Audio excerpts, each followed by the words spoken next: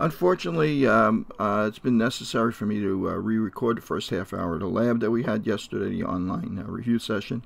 I was using an unfamiliar computer because, unfortunately, upgrading my Mac to 10.8 rendered my tablet obsolete, and I tried to use it on the machine, so I ran into some issues. That's why you guys that tuned in might have seen me struggling a little bit, and as it turns out, it didn't record properly anyway. So I'm going to pick up, maybe even cover a little bit more here, this may actually be a bit better than what we got through yesterday. First of all, one of the things we covered was in this past lab was the normal distribution. And the normal distribution really kind of is derived from these histograms that we've drawn. Now, histogram is distinctive from a bar chart. You know, bar charts are for categorical data rather than numerical data.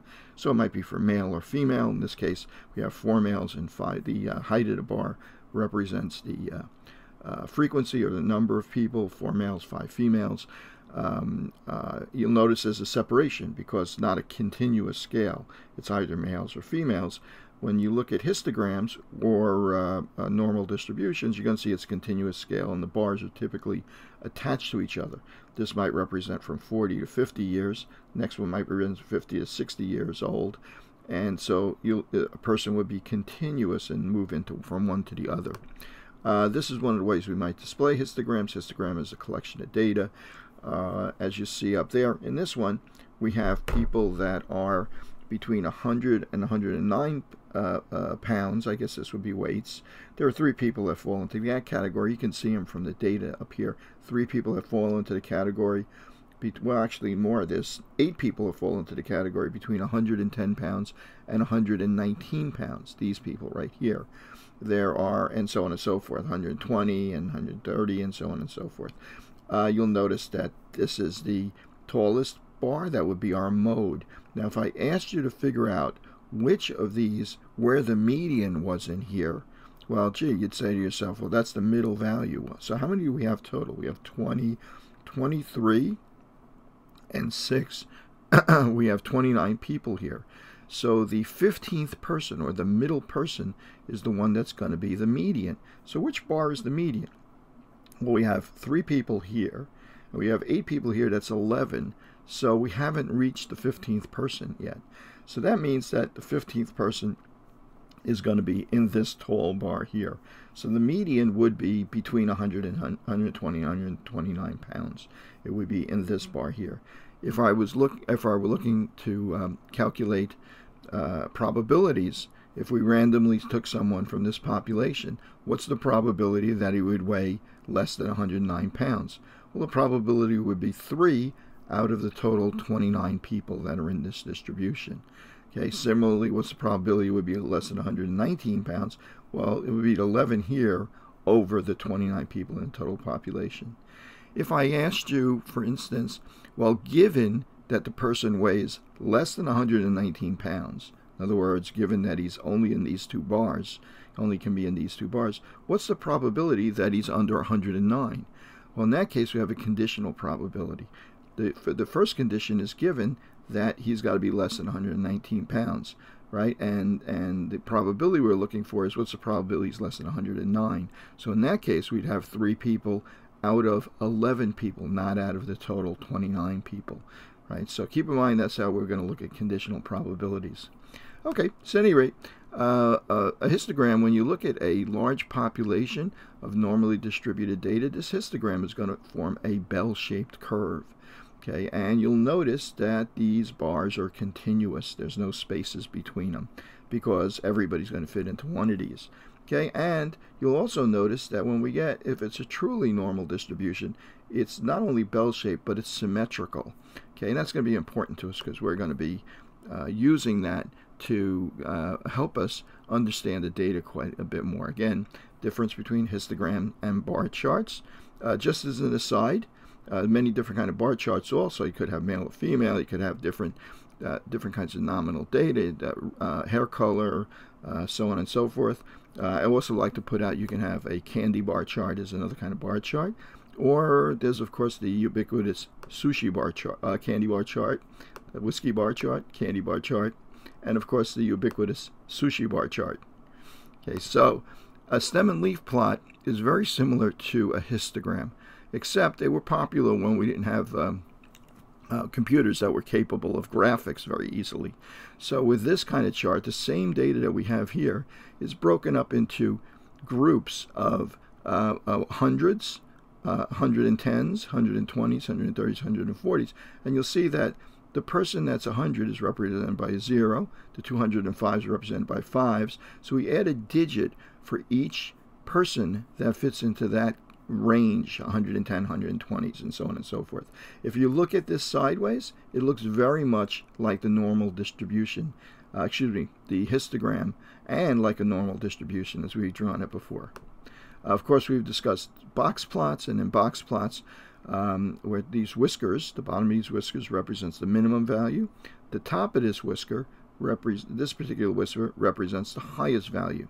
Okay, and the red box here, usually gray in most of the printouts that you get from your software, that bottom of this box represents the 25th percentile, or the first quartile. The top of this box represents the 75th percentile, or the third quartile. So the range of this box from 21 to 42, okay, in this particular case for the data we're working with here, from 21 to 42 represents the interquartile range. Keep in mind, it's not the data, it's from the previous example. In fact, you can see that the median, these might be ages, for instance. The median age, which is the second quartile, is 27.5 years old. Okay, 25% of the population is below 21, 42%, 25% of the population is above 42, 75% below, and half of it is below and above 27.5. Okay, now you might also consider, gee, I would normally expect the 50th percentile to be in the middle of this red box, between the 25th and the 75th percentile, if it's a normal distribution. Well, in this case, the median is on the low side here. That means that there's values pulling the mean away. There's high values that are further away from the median than they should be. We're going to take a look at a normal distribution that illustrates that as well. But this is, since the average is being pulled away from the mean, this is positively skewed. Okay, so this, because of this, the median is too low. We say that it's positively skewed because the mean is being pulled up or in the positive direction. A lot of times we'll work with side-by-side box plots because it'll let us understand data and compare different groups of data. We're going to be working with that in, I think, the second session. Okay, so if we move on with this, let's take again, here's a look at our normal distribution again, and this is typically what a nice, perfect normal distribution looks like, and it could be flatter, it could be taller. It really doesn't matter. The relationship that we're looking for in terms of the areas inside this normal distribution, or the way that the data is distributed in a population, is always follows certain rules. That's true for all normal distributions. In this case, we've plotted it on a chart where on the bottom of it we're showing the number of standard deviations from the mean. In other words, this is the mean in the middle, and one standard deviation above would look something like this, 2 standard deviations above would look something like this, and 3 standard deviations would be around here. You'll notice, and below, minus 3 standard deviations below the mean. You'll notice that there's very few values outside of 3 standard deviations above the mean and 3 standard deviations below the mean.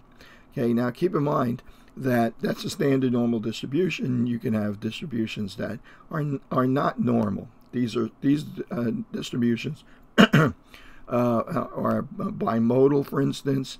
In this case, this might look, this positively skewed distribution, the median is probably somewhere around this value here, but the average is being pulled to the right by a few people that have a very high score here.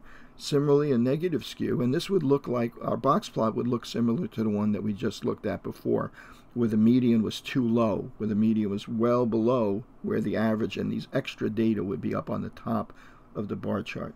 Similarly, negative skew is when we have values that are lower than we would expect for a normal distribution, and they're pulling the mean away to the negative side from the where the median is. We know that the median doesn't change much, even though we might have somebody with a very high value.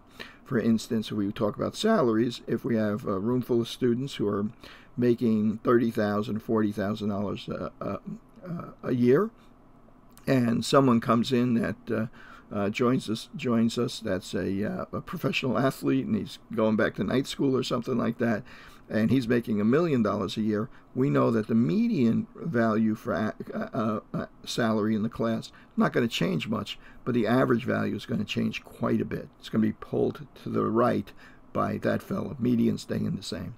Okay, so there's a couple of relationships that we use to understand the way that that normal distribution is distributed. One of them is Chebychev's rule. We didn't really cover that very much. It isn't really used all that much anymore. But basically it says that 75%, it's a rough rule, 75% of the values lie within 2 standard deviations to the mean, 89% within 3 standard deviations to the mean, even if it's not a perfectly normal distribution. It's more forgiving than the rules that we're about to look at now. Okay, the ones that we use most. Okay, now that normal distribution is not just an accident. We can describe that normal distribution based on probability and probability theory that you've played around with a bit as a formula.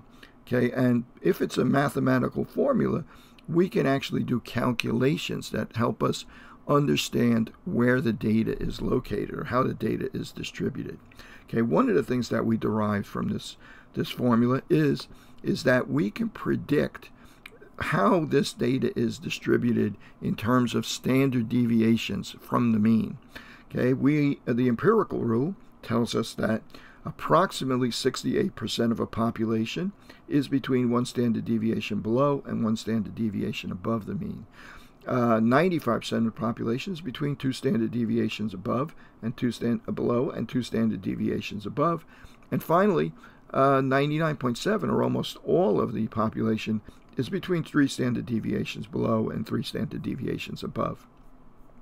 So we're going to actually apply that now. Let's apply that empirical rule right now. Okay, first of all, this is a distribution of IQs, for instance. Average IQ is 100, so that's going to be in the middle of our distribution. We have a nice normal distribution here. Whether or not that's really true for the IQ score, I'm not sure, but we're going to assume it is for the moment. Okay, the standard deviation for IQ scores is about 15.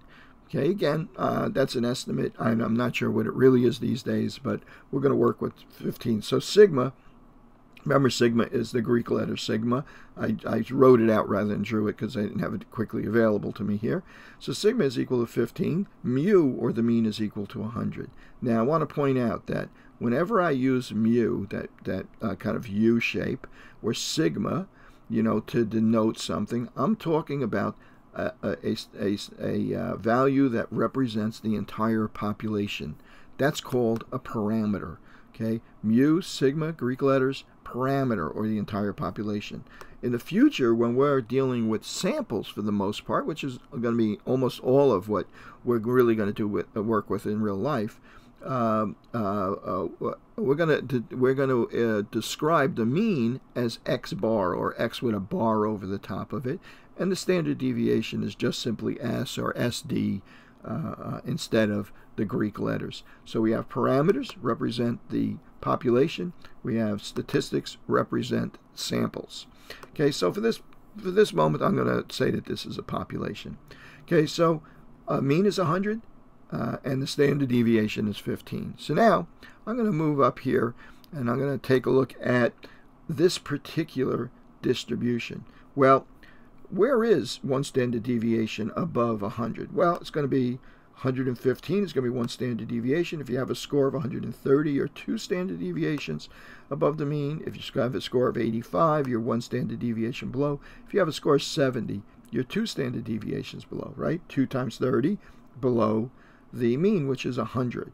Okay, so people that have IQ scores below 70 are in this part of the distribution.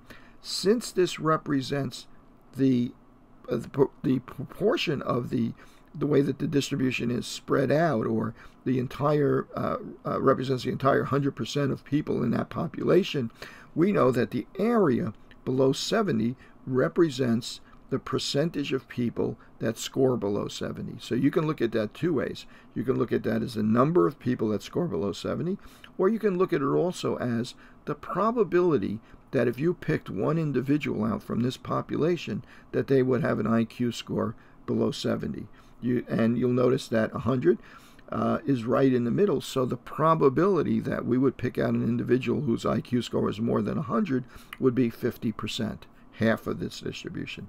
Or below 100 would be 50%, and so on and so forth. Okay, so we're going to take a look at this, and we're going to work with this and see what other kind of information that we can glean out of this. Okay, one of the things that's going to simplify things for us is that we have nice even numbers here. Right, so you knew that this was 85 was one standard deviation below the mean, right, because 15 less than 100. But a lot of times we won't be looking at exactly a number like 85. Sometimes we may be interested in what percentage of the people have an IQ score below 78.9 or something like that.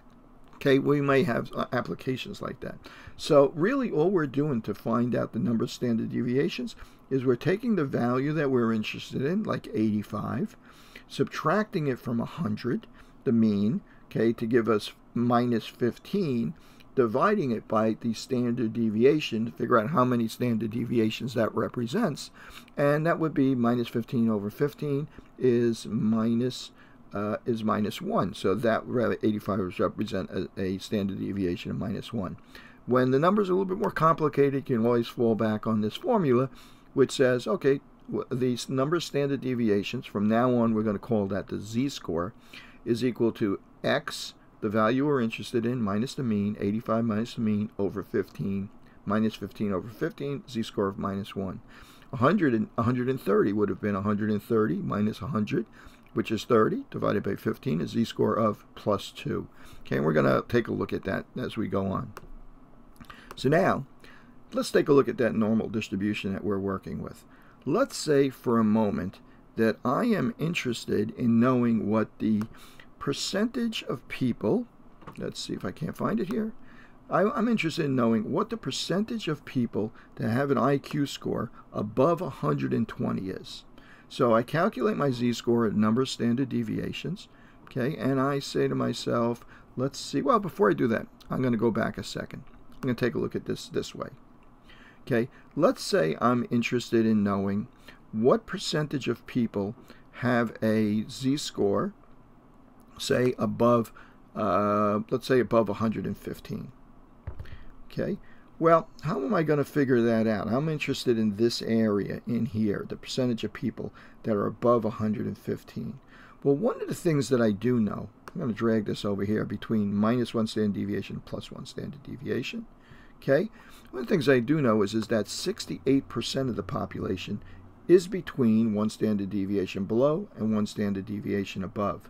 Well, that means that 68, since this is symmetrical, I know that this half, from the mean to this 1 standard deviation, has got to be 34. The other part's 34, and this part's 34.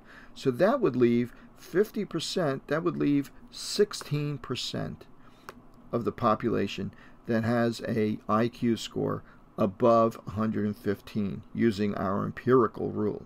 Okay, now what if I asked you, for instance, what's the probability that, let's see, that someone has an IQ score of above, let's see, 130, for instance. Okay, I'm going to move this over to 130. Okay, I'm going to move that there. We go, 130. So I know that, let's see, I know that between 2 standard deviations above and 2 standard deviations below, we have 95% of the population. That would leave 5% of the population below and above that value. Since half of it's down here and half of it's up here, we must have 2.5% of the population here and 2.5% of the population down here. Okay, I'm actually going to duplicate that and put that down there as well. Okay, so what does that tell us? That tells us that if we were to pick out a random individual from this population, chances that he would have an IQ score above 130 is about 2.5%. If I ask you what's the probability of having an IQ score, I'm gonna do a little cute here. An IQ score above 115 or below 70. Well, we know that this part was 16, didn't we? Okay, what's the probability of having an IQ score below 2.5 or above 115? Well, in that case, I add these two areas up, and the probability is 18.5%. What's the probability of having an IQ score between 70 and 115? Well, it's simply going to be these two added. Let's see, it's going to be the difference between 100% and the two parts that we're excluding, because we're only including the middle this time. So that would be, let's see, this is going to be 18.5, so that's going to be 81.5% chance of having an IQ score between 70 and 115. Okay, there we go, right in there, 81.5%. Okay, so you can imagine that we could use this a lot of ways. You get a problem like this on the exam, it might have a different mean and different standard deviation. They might ask you for different values to use the empirical formula. But you know, if you have an even number of standard deviations that you're working with in the values that they're asking for, you can probably apply the empirical formula. Well, what happens when you can't apply the empirical formula? When it's not exactly one standard deviation above or one standard deviation below. Well, that's when we're going to take advantage, more advantage of calculating the z-score. And we're going to take a look at that right now. Let's say that we want to calculate what percentage of the population has has an IQ above 120. Well, first thing we do is use the z formula. 120 minus 100 over 15 is equal to 1.67. The z-score for the value 120 is 1.67. Okay, so that's going to be right around here. I'm going to put it about there. So now we need to know this area here. Well, unfortunately, that's not a, we can't use the empirical formula because it's not exactly one standard deviation or two standard deviations above the mean. So we need to refer to another way to do this. You've got two ways you can do this. One is Excel will actually calculate precise values of the area of the normal distribution for any z-score, whether it's an even number or not. The other way is that in your textbook you have a table, a z-table, which gives you areas for all of the different values for z. Here, and this is what your table looks like. This is z-table from Agresti. It's actually 2 pages long, this particular one. Okay, and the way this one works is a lot of them just give you 1/2 of the z-table. In other words, they leave it to you to figure out, since it's symmetrical, we're only going to give you the positive numbers or the negative numbers, and they leave you to figure out, since it's symmetrical, that you can work with the areas yourself to figure out all the different values for z. In this case, they actually calculate the positive and negative z-scores for you. And the areas, the z-scores are listed in the first column and above the top for the third digit of the z-score. For instance, this top number is negative 3.40. Okay, top number here is 0.000. It's the mean, so 50%. Okay, in this particular table, and they're all different, you know, so you have to keep an eye on it. In this particular table, whatever area is represented in the middle here is shown by this grayed out area here. In other words, it's telling you the percentage of the curve that's from that z-score down. You'll notice that all the negative z-scores are to the left of the mean, and that area is to the left of the mean. When you go to the positive ones, that area is above the mean, and you'll see that all of the percentages are above 50% because it includes the mean. Okay, so we're going to figure out what our z-score was for this particular example. Is 1.67. So we're going to go, it's a positive number, so we're going to go to a positive table. 1.60, remember the columns represent the third digit. 0, 1, 2, 3, 4, 5, 6, 7. So it's about 95.3. I'm going to round it off for our purposes. About 95.3% of this distribution, 0.953, is Okay, I'm going to move that down there. 0.953. Okay, 95.3% of this population is to the left of this value that we're looking at, to the left of the value of 120. Okay, I'm going to just put that there so we remember that that's 120. Okay, and a z-score of minus 1.67. So what percentage of the population is higher than that value? So I'd subtract that from 100% or from 1 for proportion. That means 4.7%, 0.047 is a proportion of the population is above that value. Okay, in other words, 0.047, 4.7% of the population is above, has an IQ above 120, or in other words, I can say that the probability of picking an individual out randomly from this population and having an IQ of 120 is 0.047 or 4.7%. Okay, so I'm going to move on a bit from that. We're going to take a look at another situation. Let's say we're examining a value that's below the mean. So in this case, I'm interested in knowing what is, again, I'm going to move these up here so we can get a rough idea where things are. So 76 would be around here. Let's see, would be around here, I would think. Okay, now I want to know what percentage of the population has a IQ score that's, say, below 76. Okay, well, 76, in order to find out what the z-value is for this value 76, I'm going to say, let's see, 76 minus 100 over 15. That's 24 over 15, which is equal to negative 1.60. Okay, so our z-score is negative this time. So I'm going to bring back my chart. Okay, let's see if I can bring it back up here. This time we're dealing with a negative z-score. So I'm going to go up here, negative 1.6, negative 1.6. Well, this time it's going to be the first column because that's going to last digit or third digit is 0. Negative 1.6 is about 5.5%, 0.055. I'm rounding that for our purposes. Okay, 5.5%. And remember, in all cases, when you use this particular z-table, not all, this particular z-table, we're talking about the area to the left of the z-score.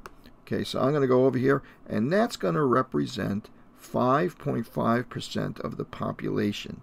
Let me see if I can't get that in here. Okay, let's see, that we were over here about 1.6 with our value, so this represents 5.5% of the population. Okay, so now what if I asked you, what's the probability or what percentage of the population has an IQ score below 76 but also or above 120? Well, we're talking about that area plus this area.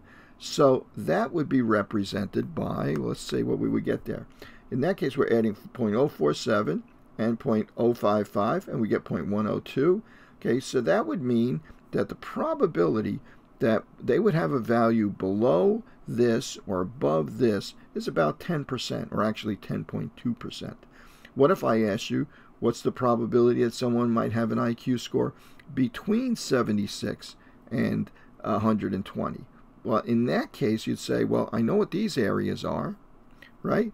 Well, what's the area between them? Well, one way I can do that is to say, well, if this area outside of them is 0.102, well, the area between them is just 1 minus 0.102, or 0.898, or 89.8% of the population.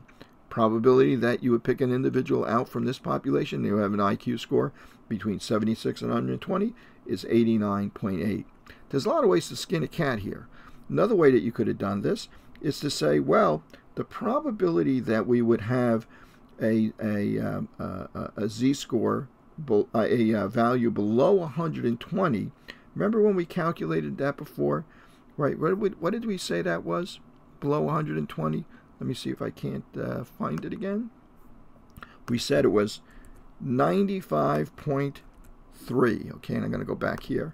Okay, that was 95.3. Oops. 0.953. Okay, the other way, and we would have gotten that, we got that, not 0.953 from the z-table. 0.953 is the area for a z-score of plus 1.67. Okay, that would represent from this bar down to the left. And then we calculated that this area was equal to 0.047.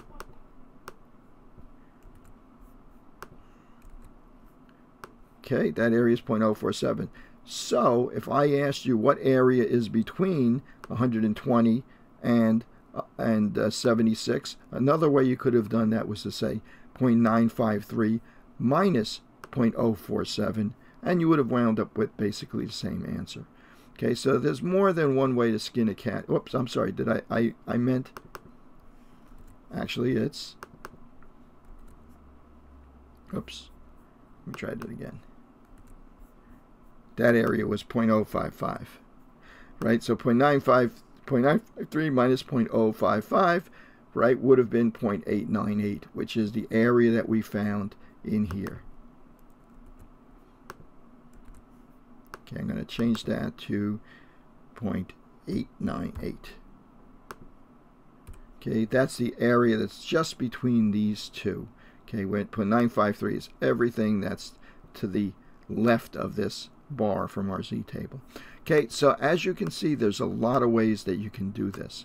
Okay, hopefully this will help you out a little bit, get some more practice on homework number 5, even though it's not due this week. You might want to go through it, and if you have questions on it, email me. I'll try and post a couple of answers, one answer maybe for the empirical rule, one answer for using the z table, so that you guys can get an idea of where we went with this. Okay, so work with it the best you can and move on to session 2 for the binomial distribution, and good luck on the exam.